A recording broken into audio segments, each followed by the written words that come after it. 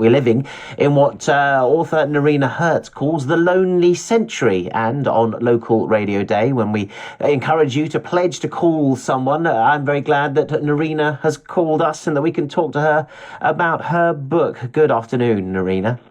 Hi, Jason. Thanks so much for having me on. Well, it's a real pleasure, and congratulations on your book. I say congratulations in a way, but it seems quite a lonely pursuit to be... Well, writing is a lonely pursuit at the best of times, isn't it? You've got to sit in a chair or in our lonely room and write. But you're writing about identifying loneliness. Was it with any pleasure that you managed to do so? I mean, of course, the book is full of, great stories and great energy, but it seemed to be a very sad task to have to identify that we're living in the lonely century.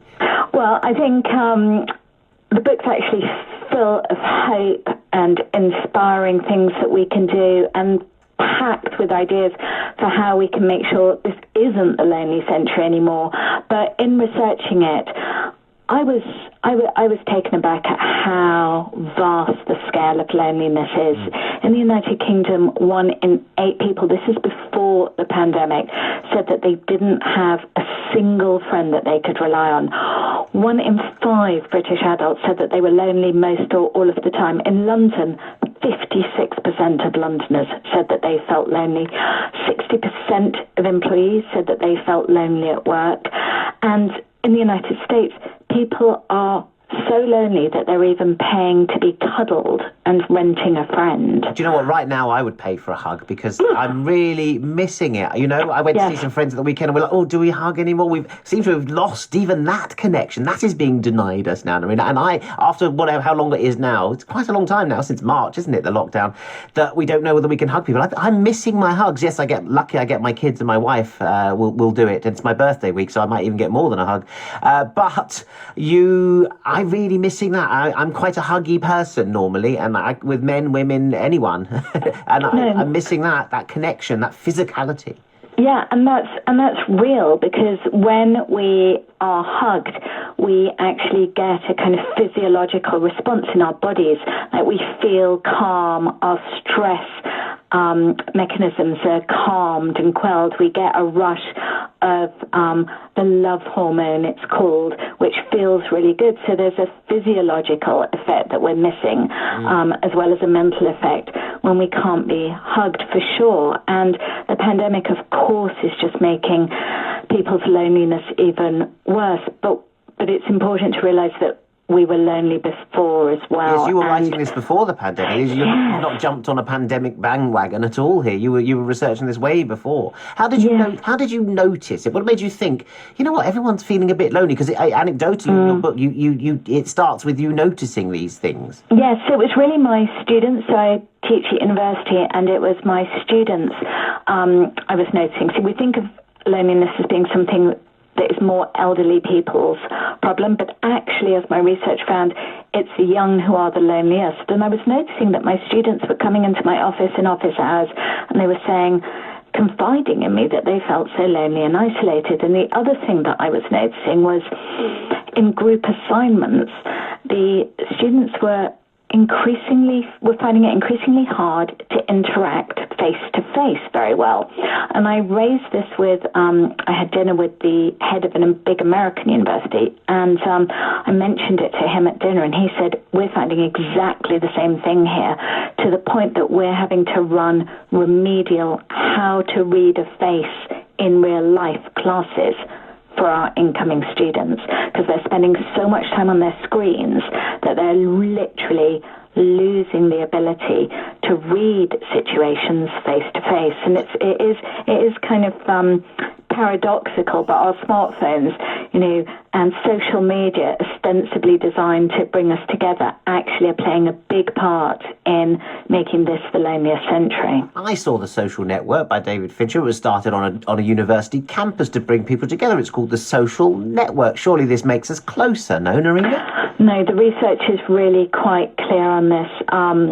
And in fact, they did research where they got a significant number of people, like 1,500 people, to stop using Facebook, and they compared that to 1,500 people who were still on it. And the 1,500 who stopped using Facebook were happier, did more in person with friends and family, and were significantly less lonely. And in many ways, social media is the tobacco industry of the 21st century, and it is causing considerable mental anguish to considerable numbers of people, and allowing hate and vitriol and abuse to circulate on their platforms, making the world a meaner, crueler world, and so a lonelier world. It's not just... Is that the idea of the algorithm? Surely it wasn't designed to do that, or is it just an inevitable consequence? You see, the way social media companies make their money is... they need people to be on the platforms. And so the more addictive they can make the media, the better it's for them. And hateful stuff and sharing hateful stuff actually gives you a kind of particularly profound dopamine boost. And so people are actually incentivized to do so. I'm not saying that they designed it intentionally like that, but that has been a consequence, and they haven't really done anything to address it. But cities are lonely as well. So how do people will be feeling a sort of atomization? They'll be feeling an anomie of some kind, and they're wandering around the city, and they're thinking, well, I'm in London. There's 8 million people here. How can I possibly feel lonely? Is it me? What will they internalize? What will they feel? And how do we combat that? Great question. So, cities are lonelier on average than rural communities. People are less civil in cities, less polite. The denser a city, the less polite the people are. The richer a city, the faster people walk. So go, go, go, not even acknowledging people as they pass.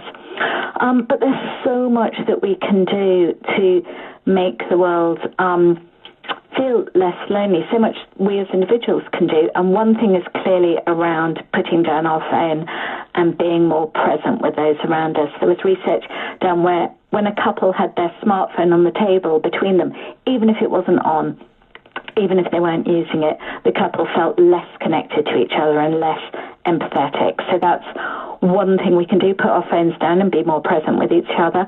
We can also actively support our local communities more, shop in our local shops, show up at local community events, initiate a local community event.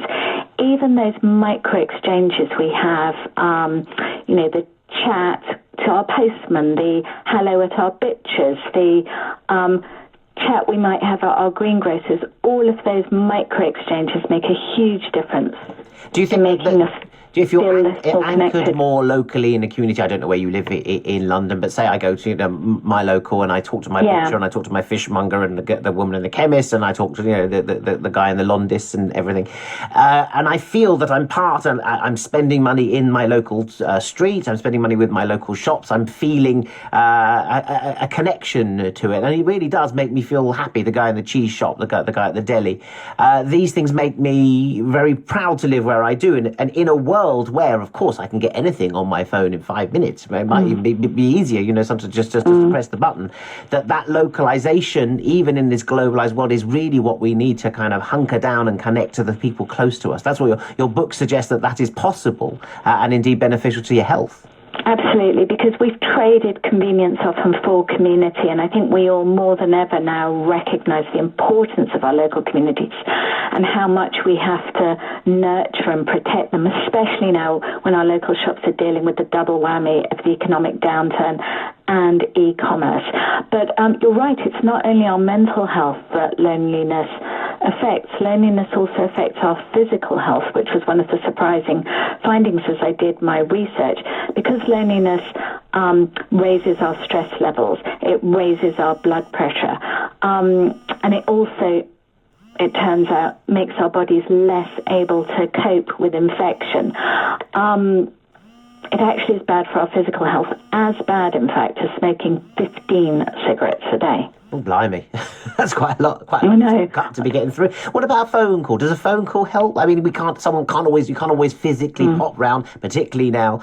We are pledging today on Local Radio Day, where we're doing a BBC Radio London pledge to call someone to make them happy with a phone call, as the old advert used to go. Does that work? Is that a serotonin boost? I think it's such a brilliant campaign that you're supporting, and it definitely can make a huge difference to someone. Part of feeling lonely is about feeling invisible, about feeling unsupported, about feeling uncared for. And just picking up the phone and calling someone and saying, hi, just thinking about you, can make a huge difference. And if you can, also arrange to meet someone for a socially distanced meetup, that's even better.